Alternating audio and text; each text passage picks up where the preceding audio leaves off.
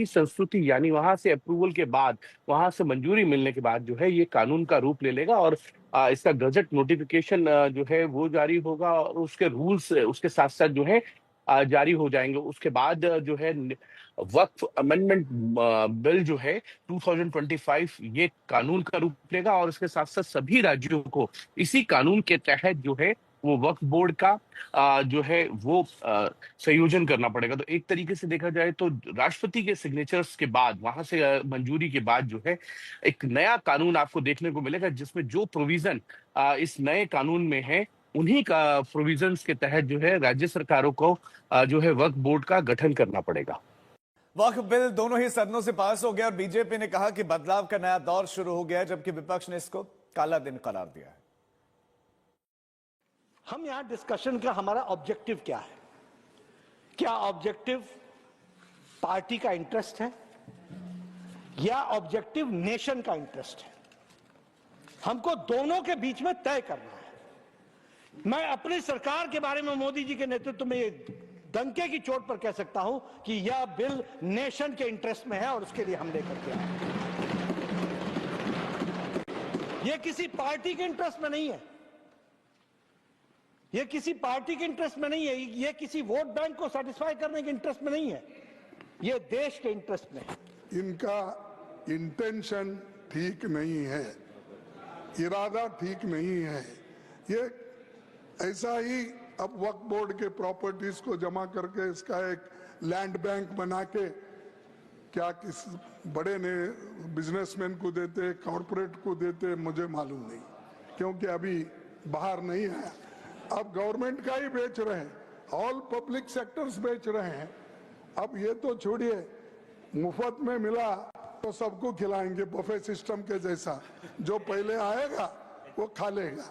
तो अदानी, अंबानी ऐसे लोगों को खिलाएंगे। अमित शाह जी ने लोकसभा में स्पष्ट कर दिया था, जो आज भी देश को गुमराह कर रहे हैं, चाहे ओवैसी हो चाहे सैयद नासिर हमारे राज्यसभा में हो, उन्होंने आरोप लगाया कि ज्वाइंट पार्लियामेंट्री कमेटी हमें बोलने नहीं दिया गया।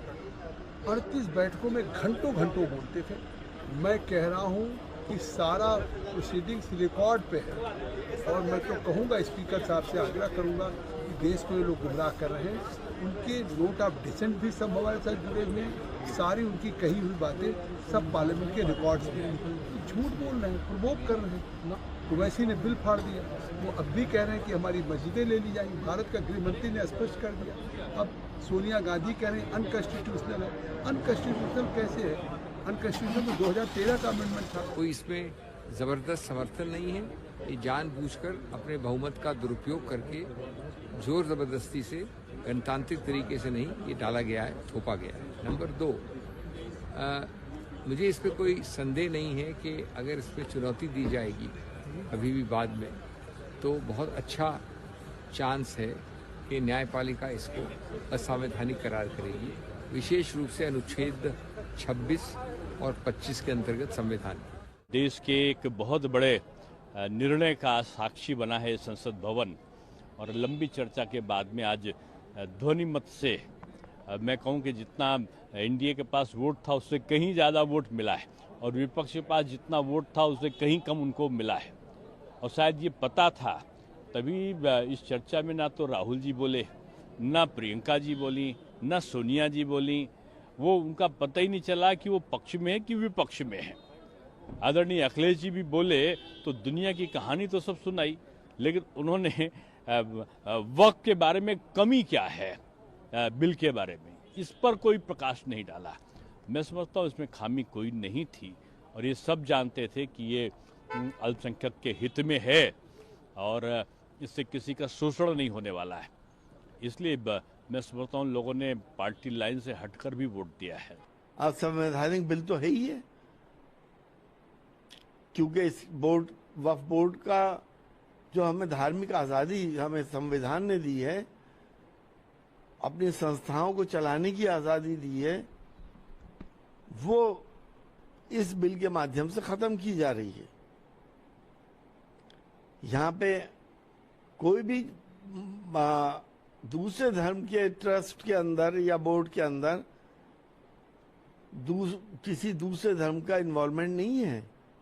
मुसलमान तो एक तरह से इनका एक्सपेरिमेंटल लेबोरेटरी है हिंदुस्तान को कमजोर करने की, हिंदुस्तान को बर्बाद करने की साजिशें हैं। तो लोकसभा राज्यसभा में घंटों बहस हुई, पक्ष विपक्ष में बातें रखी गई, लेकिन अब आगे क्या, बताने के लिए हमारे साथ हमारे संवाददाता ऐश्वर्या पालीवाल जुड़ गए। ऐश्वर्या, अभी भी चूंकि बिल ही है, एक्ट में तब्दील नहीं हुई, कानून नहीं बना, तो प्रक्रिया क्या रहेगी, कब बन जाएगा कानून? आपको बता दूं, नोटिफिकेशन लोकसभा में जाएगा आज, और वहां पे ये बोला जाएगा कि लोकसभा और राज्यसभा दोनों जगह से इसको पास कर दिया गया है। जब लोकसभा में आ जाएगा उसके बाद एक मोशन मूव किया जाएगा कि इसको प्रेसिडेंट के पास भेजा जाए। जो हमें समझ में आता है अगले 1 महीने के अंदर पूरी प्रक्रिया पूरी हो जाएगी, और उसके बाद हम देखेंगे कि किस तरीके से ये जो बिल है ये फिर लॉ के अंदर कन्वर्ट हो जाएगा। एक बहुत महत्वपूर्ण बात यह है कि हमने देखा कि कई सारी विपक्षी पार्टियां जो है उन्होंने बोला तो सही, लेकिन वोटिंग के टाइम या तो वो पीछे हट गई या उन्होंने स्पष्ट नहीं किया कि वो किस तरफ खड़े हैं। बीजेडी की बात करें तो उन्होंने एकदम आखिरी मोमेंट पे अपने लोगों को कहा कि आपको जो ठीक लगता है आप वैसा करिए। वाईएसआरसीपी की बात करें तो उन्होंने भी एंड मौके पर जो व्हिप था उसको हटा लिया और कहा कि आपको जो ठीक लगता है आप वो करें। सोनिया गांधी को हमने देखा किस तरीके से रात को 1:30 बजे वो आई थी, लेकिन वो भी सिवाय स्टेटमेंट के उन्होंने किसी बाहर आके कुछ स्पष्ट नहीं किया। अखिलेश यादव ने भी बहुत सारी बातें बोली थी, लेकिन वक्फ को लेके बहुत ज्यादा वो भी नहीं बोले। भारतीय जनता पार्टी को मालूम था कि जब वोटिंग पे बात आएगी तो उनके पास वो आंकड़े हैं। राज्यसभा लोकसभा में यही हुआ। आज हम देखेंगे कि जो नोटिफिकेशन है वो लोकसभा तक आ जाएगा। बहुत शुक्रिया ऐश्वर्या आपका इस तमाम जानकारी के लिए। लोकसभा के बाद राज्यसभा में भी वक्फ संशोधन बिल पास हो गया है, और पीएम मोदी ने वक्फ बिल को लेकर सोशल मीडिया पर एक पोस्ट किया है। इसे सामूहिक प्रयासों के लिए ऐतिहासिक क्षण बताया है। उन्होंने कहा कि इस वक्फ संशोधन बिल से उन लोगों को फायदा होगा जो हाशिए पर चले गए हैं, जिन्हें आवाज और अवसर दोनों से वंचित रखा गया था। ये वक्फ बिल सामाजिक आर्थिक न्याय सुनिश्चित करेगा।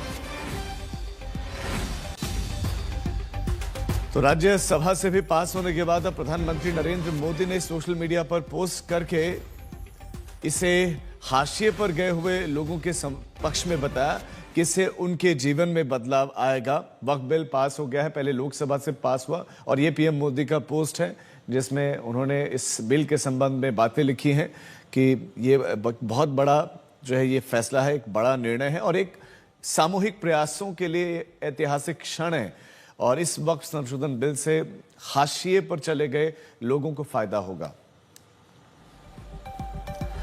तो आखिरकार राज्यसभा में कई घंटों तक चर्चा हुई और उसके बाद से संशोधन पास हो गया, और पूरे दिन एनडीए और इंडिया गठबंधन के सांसदों के बीच में जोरदार बहस भी चली। पहले लोकसभा में चले, फिर राज्यसभा में चले।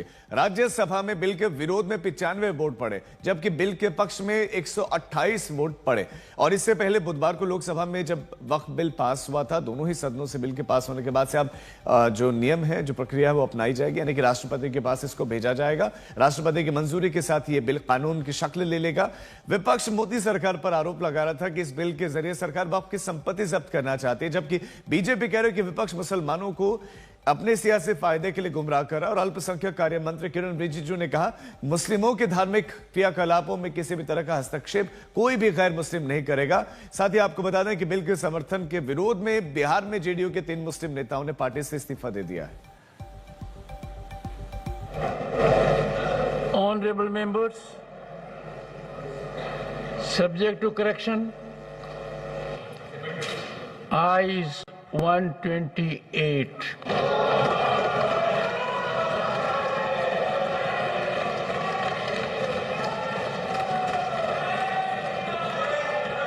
Noes 95.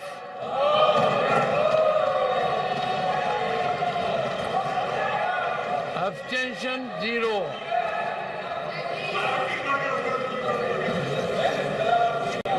The bill is passed.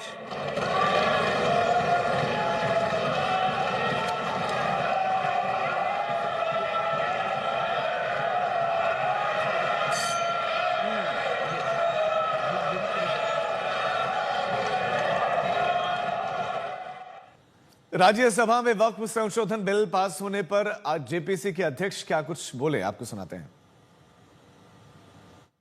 वक्फ के संशोधन बिल को लेकर के लोकसभा के स्पीकर ओम बिरला जी ने ज्वाइंट पार्लियामेंट्री कमेटी सरकार के आग्रह पे बनाई थी, और हमने लगातार 6 महीने 38 बैठकें की, देश के विभिन्न राज्यों में गए, 284 डेलीगेशन से मिले, और कम से कम 200 घंटे हमने एग्जॉस्टिव लोगों से मीटिंग की और उसके बाद जो रिपोर्ट थी अपने जेपीसी के क्लॉज बाय क्लॉज पे, हमें इस बात का संतोष है कि हमारी सभी रिकमेंडेशंस या अमेंडमेंट्स को सरकार ने स्वीकार किया। ये भी अपने आप में ज्वाइंट पार्लियामेंट्री कमेटी जो स्पीकर साहब ने बनाई, ये पार्लियामेंट्री डेमोक्रेसी को मजबूत करता है।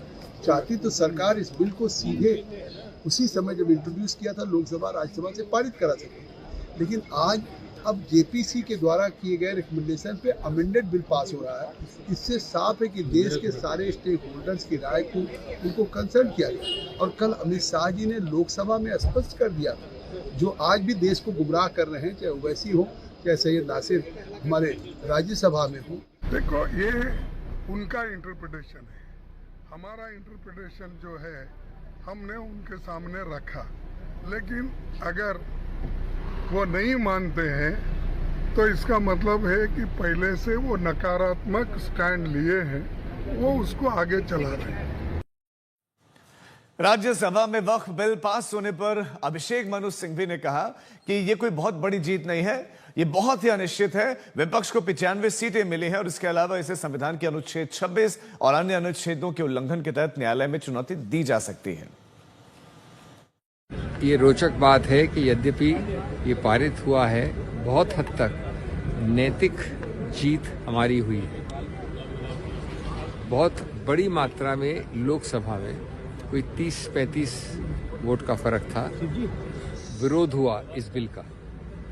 राज्यसभा में भी 92 और 95 दो वोट आए, बड़ी भारी मात्रा में है।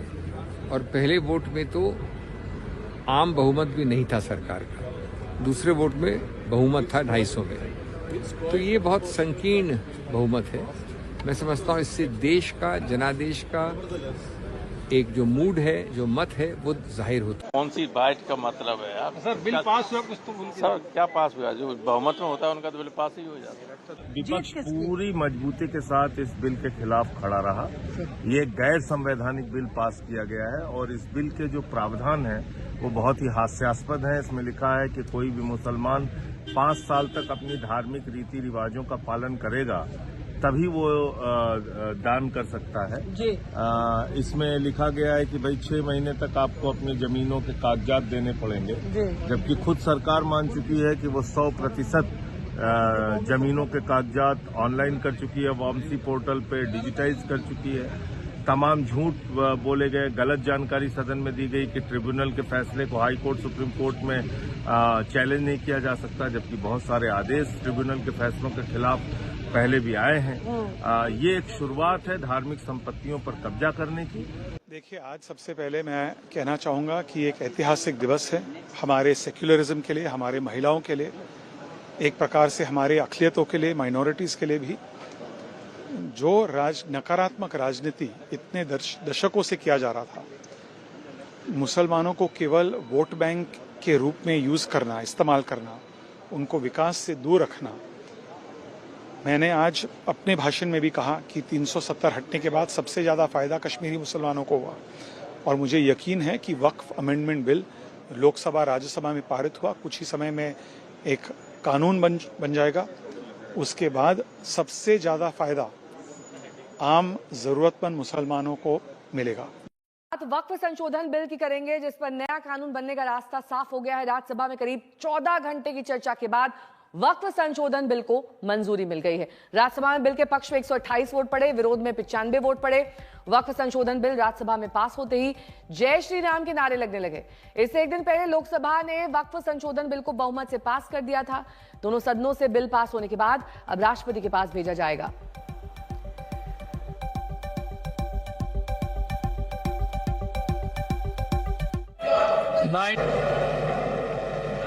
Honorable members, subject to correction, ayes 128.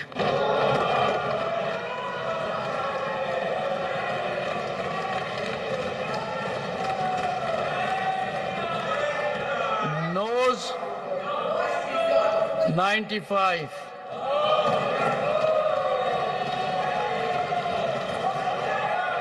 Abstention 0.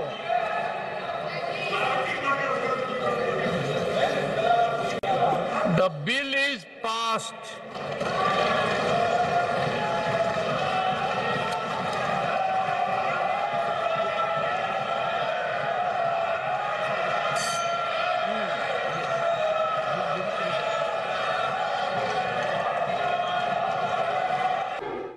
और वक्फ बिल पर लोकसभा की तरह ही राज्यसभा में भी जोरदार बहस हुई। राज्यसभा में विपक्ष के नेता और कांग्रेस अध्यक्ष मल्लिकार्जुन खड़गे ने सवाल खड़े किए कि वक्फ बोर्ड में गैर मुस्लिमों को जगह दी जा रही है, लेकिन क्या किसी मंदिर के न्यास में मुस्लिमों को या दलितों को जगह दी जाएगी?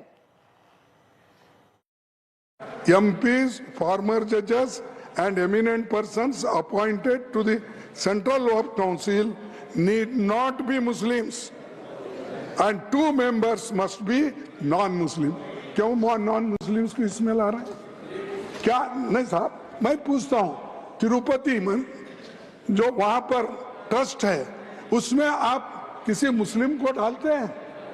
या राम मंदिर का ट्रस्ट है, क्या उसमें किसी मुस्लिम को डालते हैं?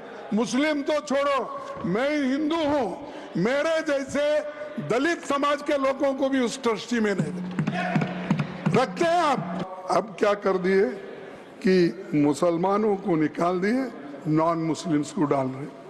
क्या यही चीज हिंदुओं के लिए करते हैं? क्या यही चीज सिखों के लिए करते हैं, जैन्स के लिए करते हैं? और मल्लिकार्जुन खड़गे के इस आरोप का बीजेपी के सुधांशु त्रिवेदी ने जवाब दिया। अब आपके यहाँ वो कितने पुजारी हैं और कितने किस वर्ग के पुजारी हैं तो मैं उनको बताना चाहता हूं। केवल अकेले जूना अखाड़े ने पिछले साल 71 SC ST लोगों को महामंडलेश्वर बनाया। अरे आपको हमारे सदन में बैठे हुए बाल योगी उमेश नाथ जी नहीं दिखते? वैसे तो कहा जाता है जात ना पूछो साधु की, मगर मैं बताना चाहता हूं विश्व हिंदू परिषद के 50,000 से अधिक पुजारी ट्राइबल्स में जो शेड्यूल कास्ट है जो काम कर रहे हैं। मगर मैं हद अदब से पूछना चाहता हूं, बताइए मुल्ला, मौलवी, मुफ्ती, मुकर्रम, बारी, हाफिज में से कितने पसमंदा है? उसमें कितने जुलाहा, अंसारी, घोसी, बताइए मिरासी कितने हैं? बाकी छोड़िए, पसंदला बोर्ड में है क्या? अरे वक्फ बोर्ड में है क्या? इसीलिए मैं कहता हूं खुद मियां फजीहत, दूसरों को नसीहत। वहीं सुधांशु त्रिवेदी ने वक्फ बिल पर चर्चा के दौरान विपक्ष पर जोरदार हमला किया। उन्होंने कहा कि सरकार ने इस बिल को उम्मीद का नाम दिया है, लेकिन विरोधी उम्मा का ख्वाब पाले बैठे। सरकार ने नाम दिया है, इसको उम्मीद नाम दिया है, और ये उम्मीद है किसके लिए? उस ईमानदार मुसलमान के लिए और देश के हर खास व आम के लिए ये उम्मीद है। मगर सभापति महोदय, कुछ लोग वो हैं जो उम्मा का ख्वाब पाले हुए थे।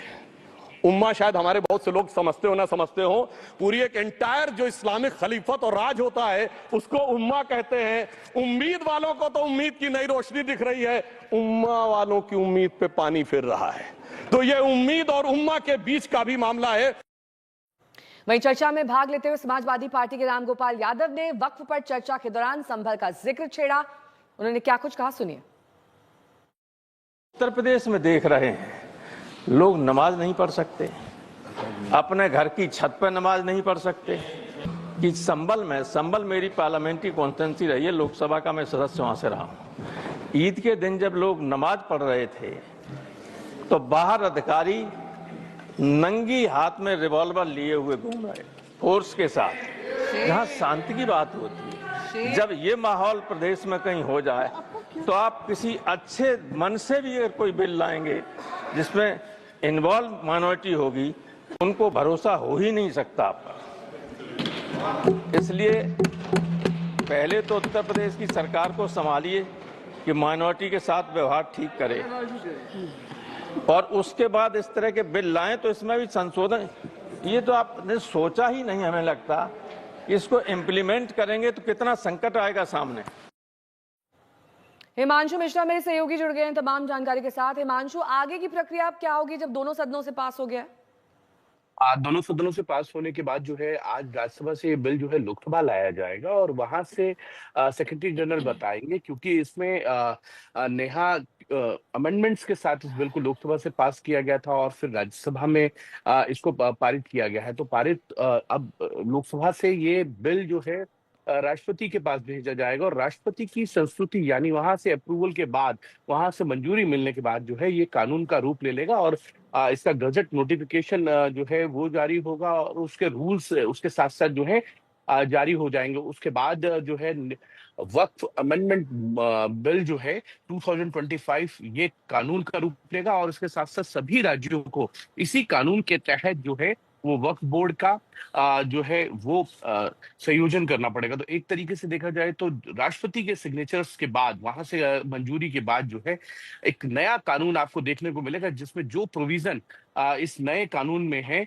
उन्हीं का प्रोविजंस के तहत जो है राज्य सरकारों को जो है वक्फ बोर्ड का गठन करना पड़ेगा। वक्फ बिल दोनों ही सदनों से पास हो गया और बीजेपी ने कहा कि बदलाव का नया दौर शुरू हो गया है, जबकि विपक्ष ने इसको काला दिन करार दिया है। हम यहां डिस्कशन का हमारा ऑब्जेक्टिव क्या है? क्या ऑब्जेक्टिव पार्टी का इंटरेस्ट है या ऑब्जेक्टिव नेशन का इंटरेस्ट है? हमको दोनों के बीच में तय करना है। मैं अपनी सरकार के बारे में मोदी जी के नेतृत्व में ये डंके की चोट पर कह सकता हूं कि यह बिल नेशन के इंटरेस्ट में है और उसके लिए हम लेकर के आए। यह किसी पार्टी के इंटरेस्ट में नहीं है, यह किसी पार्टी के इंटरेस्ट में नहीं है, यह किसी वोट बैंक को सेटिस्फाई करने के इंटरेस्ट में नहीं है, यह देश के इंटरेस्ट में है। इनका इंटेंशन ठीक नहीं है, इरादा ठीक नहीं है। ये ऐसा ही अब वक्फ बोर्ड के प्रॉपर्टीज को जमा करके इसका एक लैंड बैंक बना के क्या किस बड़े ने बिजनेसमैन को देते, कॉरपोरेट को देते, मुझे मालूम नहीं, क्योंकि अभी बाहर नहीं आया। अब गवर्नमेंट का ही बेच रहे हैं, ऑल पब्लिक सेक्टर्स बेच रहे हैं। अब ये तो छोड़िए, मुफ्त में मिला तो सबको खिलाएंगे बफे सिस्टम के जैसा, जो पहले आएगा वो खा लेगा। तो अदानी, अंबानी ऐसे लोगों को खिलाएंगे। अमित शाह जी ने लोकसभा में स्पष्ट कर दिया था, जो आज भी देश को गुमराह कर रहे हैं, चाहे ओवैसी हो चाहे सैयद नासिर हमारे राज्यसभा में हो, उन्होंने आरोप लगाया कि ज्वाइंट पार्लियामेंट्री कमेटी हमें बोलने नहीं दिया गया। 38 बैठकों में घंटों घंटों बोलते थे। मैं कह रहा हूँ कि सारा प्रोसीडिंग्स रिकॉर्ड पे है और मैं तो कहूँगा, स्पीकर साहब से आग्रह करूँगा कि देश को ये लोग गुमराह कर रहे हैं। उनके नोट ऑफ डिसेंट भी सब हमारे साथ जुड़े हुए हैं, सारी उनकी कही हुई बातें सब पार्लियामेंट के रिकॉर्ड्स में हैं। झूठ बोल रहे हैं, प्रवोक कर रहे हैं। ओवैसी ने बिल फाड़ दिया, वो अब भी कह रहे हैं कि हमारी मस्जिदें ले ली जाएंगी। भारत का गृह